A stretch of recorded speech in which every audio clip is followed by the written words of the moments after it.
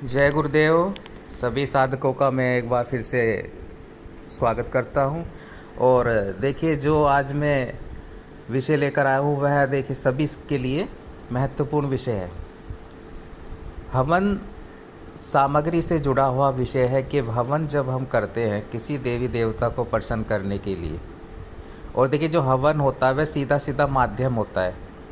उस देवी या उस देवता को हम पुष्टि के लिए उसकी ऊर्जा और ज़्यादा बढ़ाने के लिए, ताकि उनकी कृपा हमको सीधा सीधा प्राप्त हो सके, आहुतियों के माध्यम से करते हैं। अब हवन प्रक्रिया में क्या चीज़ महत्वपूर्ण हो जाती है?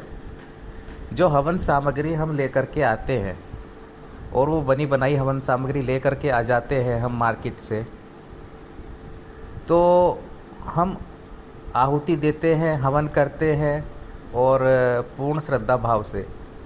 लेकिन वह हम क्या दे रहे हैं उस देवी उस देवता को? जो चीज़ें उस सामग्री में मिक्स होती है, मिली होती है, वह आधा तौर पर कचरा ही होता है। कचरा होता है, उसमें जो है बुरादा होता है लकड़ी का, और उसमें मिक्स कर देते हैं। थोड़ा उसमें फूल डाल देते हैं, थोड़ा सा उसमें खुशबू के लिए मिक्स कर देते हैं वह हवन सामग्री को।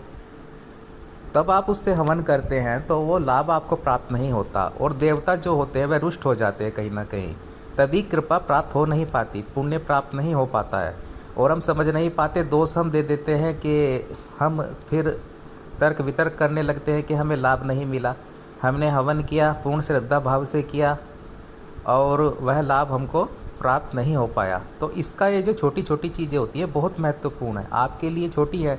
अब आप सोचिए कि जो आहुति हम उसमें हवन में डाल रहे हैं उसमें कचरा है, और आधा कचरा मिक्स है उसमें, और आप उनको वह ग्रहण करते हैं उन आहुतियों को, उनसे उनकी ऊर्जा बढ़ती है। जैसे व्यक्ति को हम अच्छा खाना देते हैं, है ना, उससे वे प्रसन्न होते हैं और एक अच्छा रिश्ता बनता है। वैसे ही देवताओं के लिए सामग्री उनकी ऊर्जा है, जो हवन सामग्री होती है। अब अगर उसमें कचरा देंगे आप उन्हें आधा, तो वे रुष्ट होंगे, कृपा कैसे होगी फिर आपके ऊपर? तो ये बात समझनी होगी।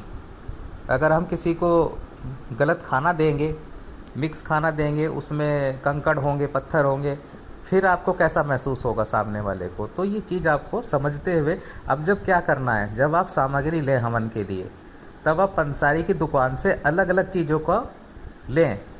उनमें जड़ी बूटी भी होती है। पहले आप सर्च कर लें कि किस देवी देवता को कौन सी सामग्री लगती है हवन में।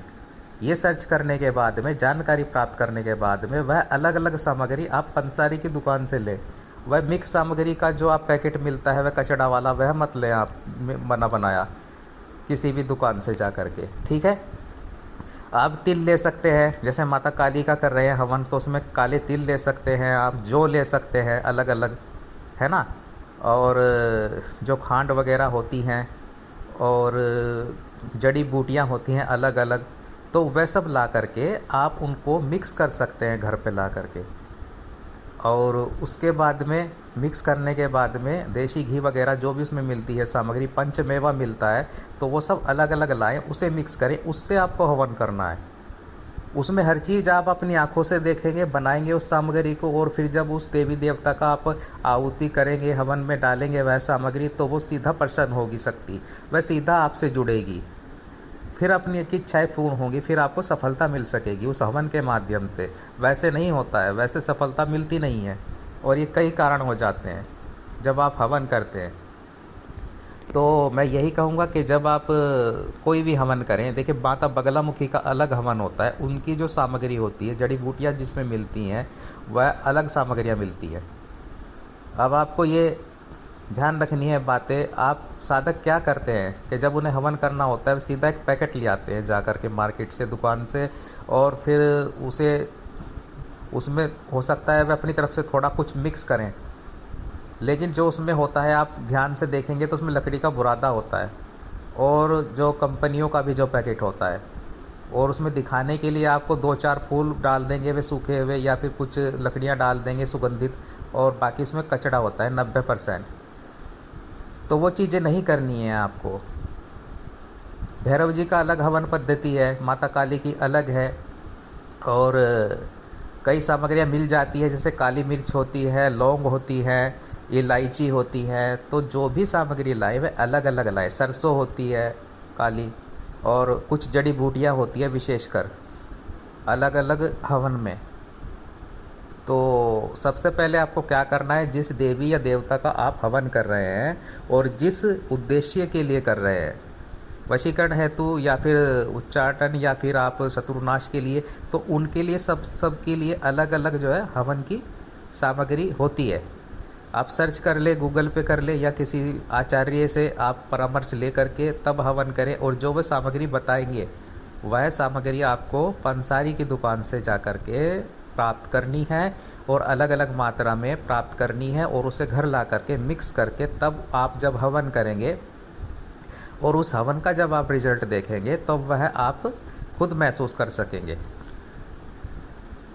तो शुद्धता का ध्यान इसलिए रखना होता है, और कई जो है साधक जो हैं व्यक्ति, वह इन बातों का ध्यान देते नहीं हैं, और फिर लाभ जो है वह प्राप्त नहीं होता। लाभ की जगह हानि भले ही प्राप्त हो जाए आपको, पर लाभ तो प्राप्त होने वाला नहीं है।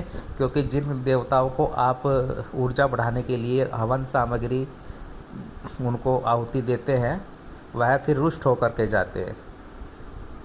जब आप उनको गलत और कचड़ा वाली सामग्री से उनको प्रसन्न करने की कोशिश करेंगे, उनकी ऊर्जा बढ़ाने की कोशिश करेंगे, तब ऊर्जा कैसे बढ़ेगी, और वह निराश होकर के जाएंगे। तो यह चीज़ जो होती है महत्वपूर्ण एक चीज़ है साधनाओं में, हवन से जुड़ी हुई। और देखिए, जो हवन होता है वह करना चाहिए, वह सभी साधकों को कहीं ना कहीं हवन करते रहना चाहिए। तो कि यह माध्यम होता है ऊर्जा बढ़ाने का, उस देवी उस देवता का।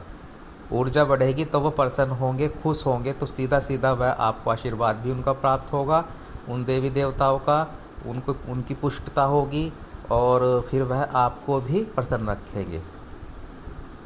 तो जैसे अमावस्या हो गया, इस पे हवन कहीं ना कहीं करना चाहिए, है ना। और पूर्णिमा पर भी हवन आपको साधकों को करना चाहिए, चाहे छोटा हवन कर ले, चाहे जो कंडा सिलगा करके, और आप छोटी आहुतियाँ दे सकते हैं किसी पात्र में। ऐसा नहीं है कि आपको ज़रूरी है बड़ा ही हवन करें, लेकिन वो है शुद्धता का ध्यान रखें। केवल आप तिल के माध्यम से भी हवन कर सकते हैं, तिल और लौंग को मिलाकर के भी हवन होता है, तिल और जौ को मिलाकर भी हवन होता है।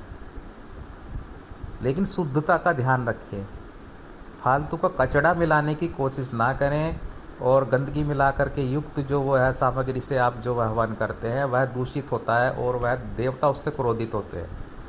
तो इन बातों का विशेषकर साधक साधिकाएँ ध्यान रखें, और जब आप मेहनत करते हैं और तो इन छोटी छोटी चीज़ों को भी देखें, तभी रिजल्ट मिल पाता है, वरना उस तरह का रिजल्ट नहीं मिल पाता जिस प्रकार की हम कामना रखते हैं। हम उनको प्रसन्न रखेंगे, अच्छा भोजन देंगे देवताओं को, तभी तो वो प्रसन्न होंगे। वरना नॉर्मली भी आप किसी को ऐसा कंकड़ पत्थर वाला जो आप खाना दे देंगे तो वह भी आपसे प्रसन्न नहीं होगा। वह तो देवता है, उनके लिए तो ज़्यादा शुद्धिकरण की आवश्यकता होती है। समझ रहे हैं मेरी बात? तो उम्मीद है कि आप समझे होंगे, और आगे से आप इस बातों का ध्यान रखेंगे। ये बहुत ही महत्वपूर्ण बात है। आप छोटा समझ सकते हैं, लेकिन यही सफलता का कारण असफलता का बन जाती है। तो जय गुरुदेव, जय माँ छिन्नमस्तिका।